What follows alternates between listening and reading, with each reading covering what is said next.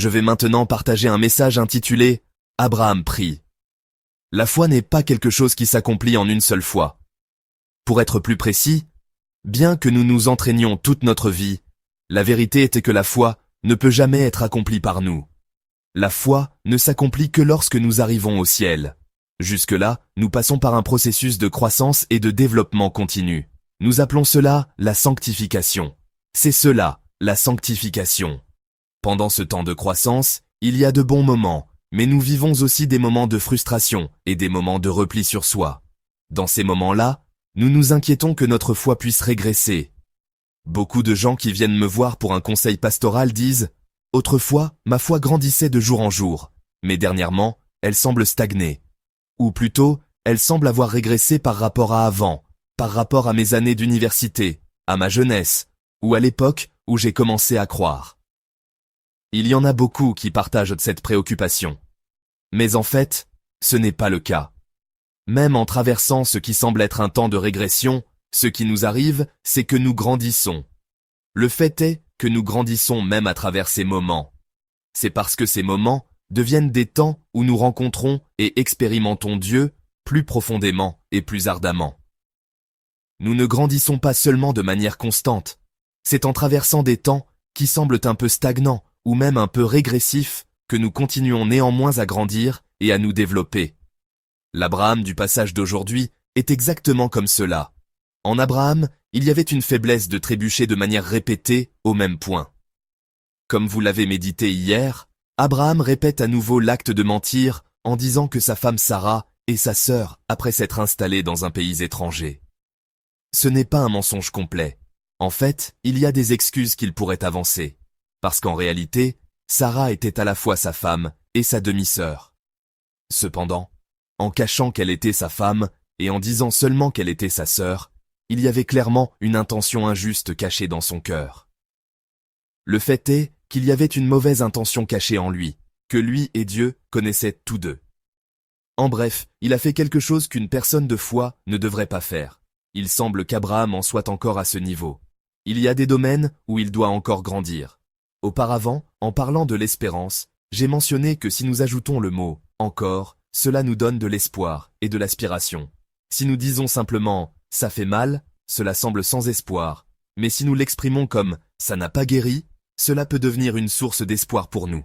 C'est la même chose ici. Dans l'affirmation « Abraham n'a pas encore grandi », nous pouvons voir l'image d'un Abraham qui doit encore grandir, qui doit encore mûrir. Cette fois encore, Dieu n'a pas laissé Abraham seul. Dieu est intervenu. Pour protéger Abraham et Sarah, Dieu est apparu dans le rêve d'Abimélec et est intervenu pour résoudre la situation d'Abraham. Le récit du passage d'aujourd'hui est très similaire au premier incident qui s'est produit en Égypte. C'est presque identique. Abimélec, en apprenant que Sarah est la femme d'Abraham, la lui rend avec de nombreux cadeaux en guise de compensation. Jusqu'à ce point, c'est similaire. Mais la conclusion du passage d'aujourd'hui est un peu différente.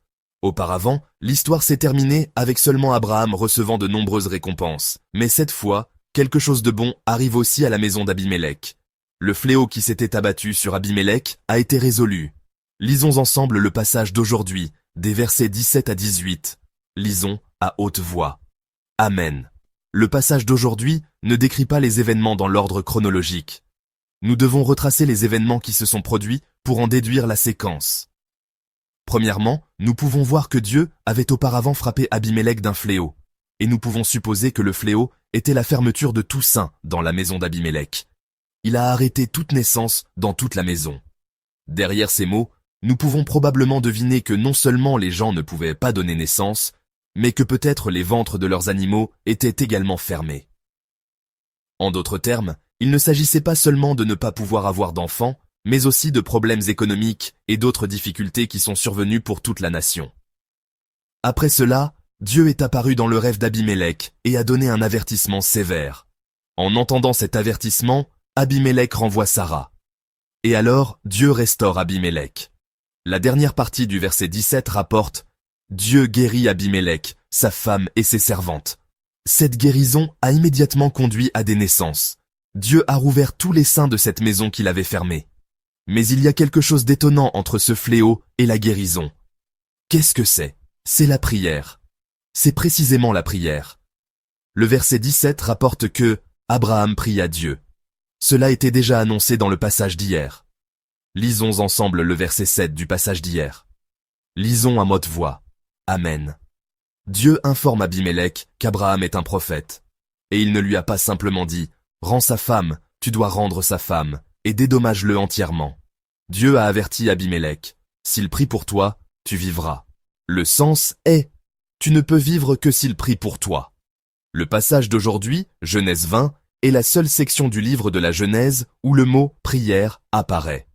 Qu'est-ce que Dieu a placé entre la mort et la vie, et entre la fermeture et l'ouverture du sein? Il a placé la prière.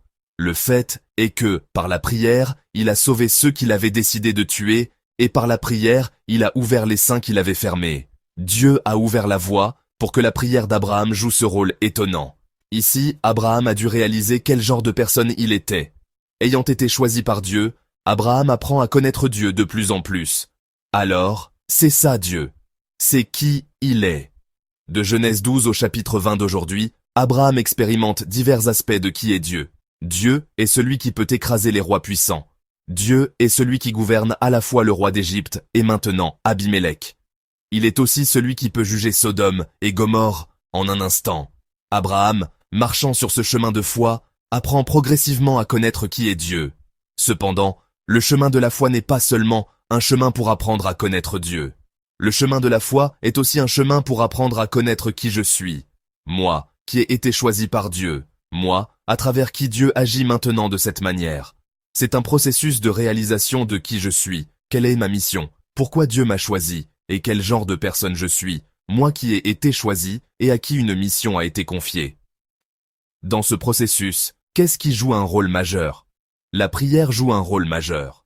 La prière est le meilleur outil pour réaliser qui je suis. Dieu agit à travers la prière d'Abraham.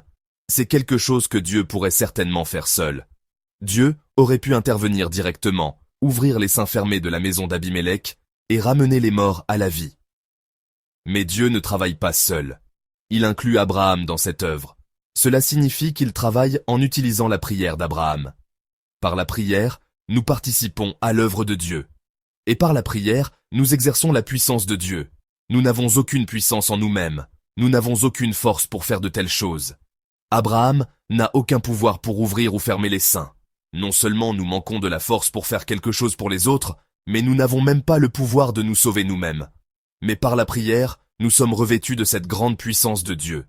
Par la prière, la malédiction sur la maison d'Abimélec a été brisée et les bénédictions sont venues sur eux. Le fait est que ce que nous lions par la prière sera lié, et ce que nous délions par la prière sera délié. Ce n'est pas la puissance d'Abraham, c'est uniquement la puissance de Dieu. Mais le fait est que lorsque nous prions, cette puissance de Dieu se révèle à travers nous. Dieu peut agir directement, mais il attend que nous prions, et il agit de telle sorte que ces choses, cette puissance, se manifestent par la prière. Quelqu'un a dit un jour ceci: une simple feuille de papier est faible et insignifiante. Elle se déchire facilement avec une petite force. Mais si une brique est collée derrière ce papier, alors le papier acquiert la force dure et puissante d'une brique. Ce n'est pas le papier qui devient dur. C'est à cause de la brique derrière, cette brique, que le papier acquiert une telle force. La prière est comme cela. Ce n'est pas que je réalise des actes de puissance parce que j'ai une certaine capacité. Nous sommes faibles, impuissants et insignifiants, mais par cette prière, nous pouvons devenir l'instrument à travers lequel la puissance de Dieu, comme cette brique, est révélée. Le chemin, l'outil qui permet à la puissance de Dieu de se révéler à travers nous, c'est la prière. Bien-aimés frères et sœurs, Abraham grandit une fois de plus. Dans l'histoire de l'échec répété, la vérité est qu'Abraham grandit à nouveau. Pourquoi? Parce qu'Abraham a maintenant appris par la prière, voilà le genre de personne que je suis. C'est l'Abraham qui, craignant la mort face à la famine et à la sécheresse, s'est installé dans un autre pays. C'est l'Abraham qui a dit un mensonge qui n'en était pas tout à fait un, disant que sa femme était sa sœur, par peur que sa femme ne soit prise et que lui-même ne soit tué. À une personne aussi faible, Dieu a confié la tâche d'ouvrir les seins de toute la maison d'Abimélec. Abraham est impuissant, mais Dieu est tout-puissant. Je vous bénis au nom du Seigneur pour que de telles œuvres se produisent pour tous les membres de notre Église. Nous sommes impuissants, mais Dieu est tout-puissant. La prière est le moyen par lequel nous, qui sommes impuissants, nous connectons au Dieu tout-puissant. Par cette connexion, nous apprenons quel genre d'être nous sommes. Dieu veut travailler avec nous. Dieu veut utiliser nos prières. Nous sommes les collaborateurs de Dieu, avec qui il désire travailler. C'est à quel point nous sommes précieux pour Dieu. Dieu veut que nous sachions non seulement comment survivre à une famine ou surmonter une sécheresse, mais aussi à quel point nous sommes précieux, à quel point nous jouissons des bénédictions de Dieu, et comment nous sommes des êtres à travers lesquels le monde est béni. Je vous bénis au nom du Seigneur, pour qu'aujourd'hui vous puissiez connaître qui est Dieu, réaliser qui vous êtes, et accomplir avec puissance la mission que le Seigneur vous a confiée par la prière.